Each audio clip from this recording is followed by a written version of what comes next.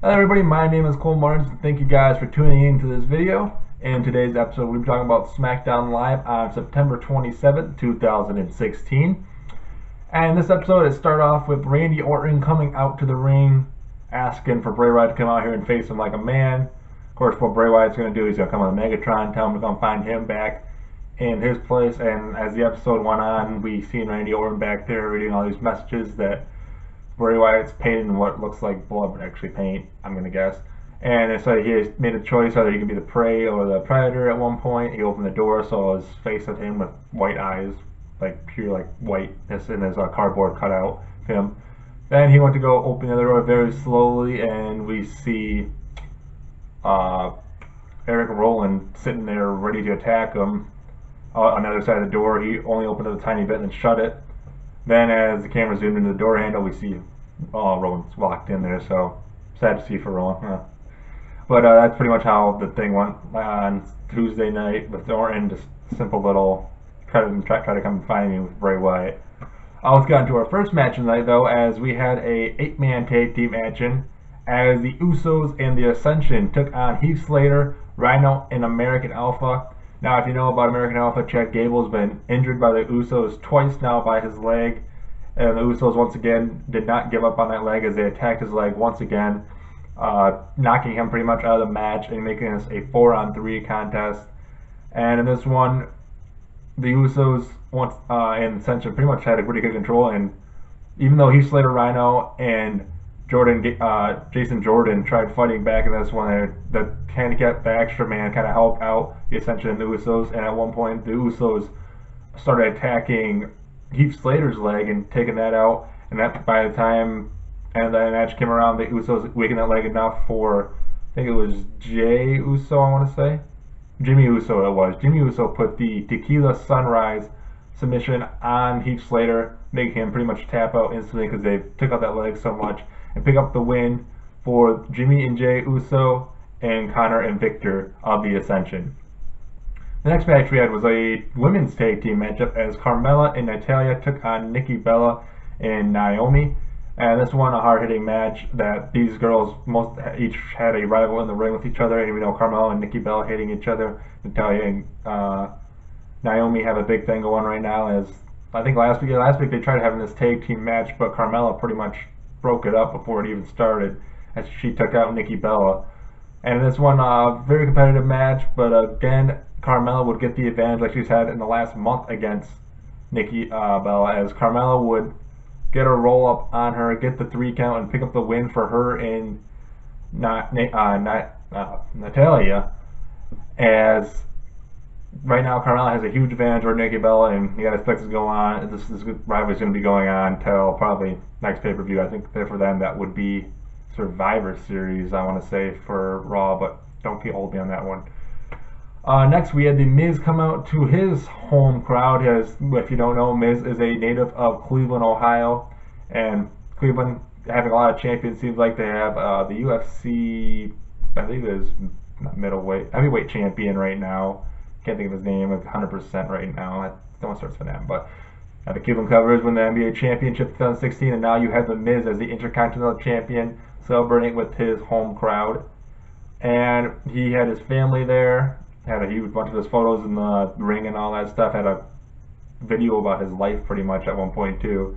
And the thing is that Dolph Ziggler's family was also there. As if you didn't know, Dolph Ziggler's actually also from Cleveland, Ohio. And he was pretty much making fun of Ziggler's family. And Ziggler had enough. He came back out. He complained about how this run has been going away. Ziggler wanted to go, and The Miz pretty much calling him a loser and all this stuff.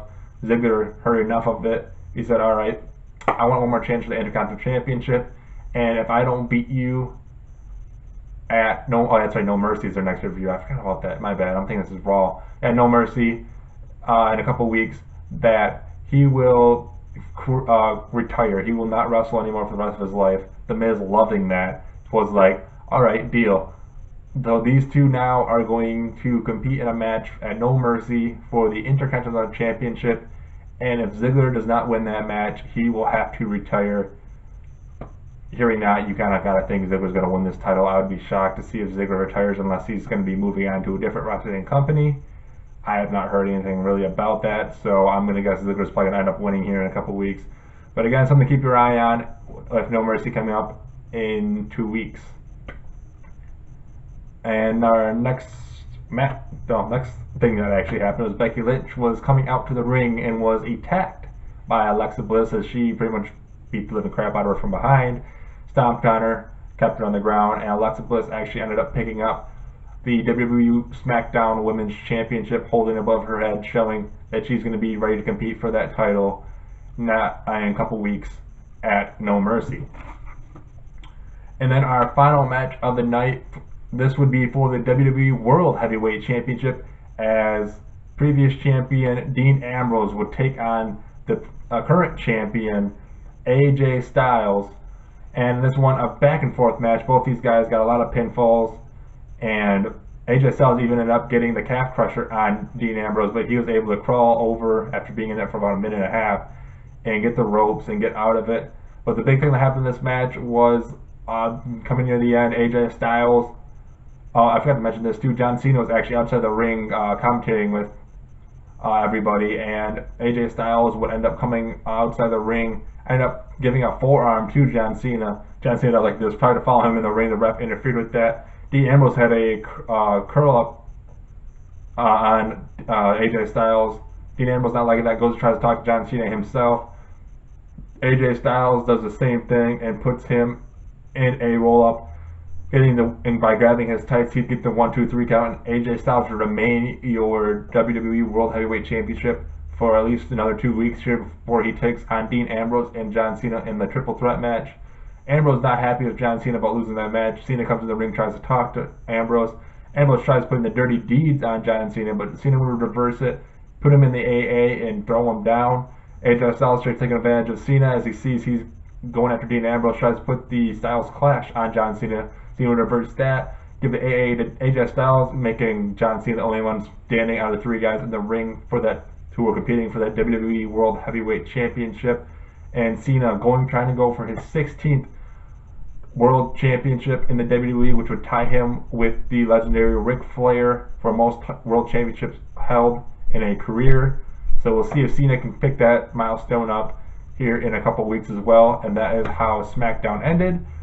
And that is how this video is going to end as well. So thank you guys for watching here. If you guys have any comments, you please comment below. What did you guys think was the best thing was on Tuesday Night SmackDown? What was the worst thing you thought about Tuesday Night SmackDown?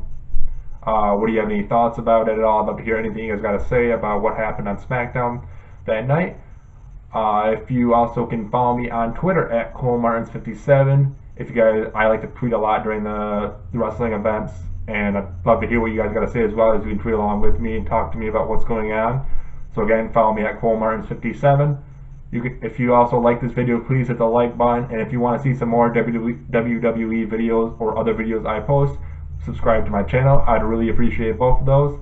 And that is it for this video. I should have a NXT video coming up the next couple days here, so keep an eye on that one. And that will be it. So thank you guys for watching, and you guys have a great day.